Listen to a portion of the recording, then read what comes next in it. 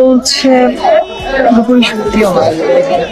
তার মানে ঘটনার জায়গাটা ঘটে গেছে মামা, তুমি এখন না প্রেমে পড়ে গিয়েছো। নীলা লাভ সানি, নীলা লাভ সানি।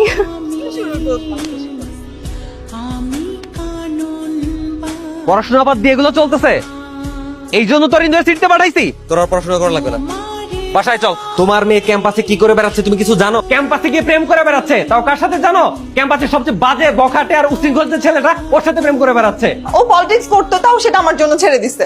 আর তার মানে কি আমি মিথ্যা বলতেছি? হ্যাঁ বাবা, ওরে আর বাসায় রাখা যাবে না, ওরে যত তাড়াতাড়ি সম্ভব বিয়ে দিয়ে এ বাড়ি থেকে বিদায় করতে হবে। কি বলতেছো তোমরা?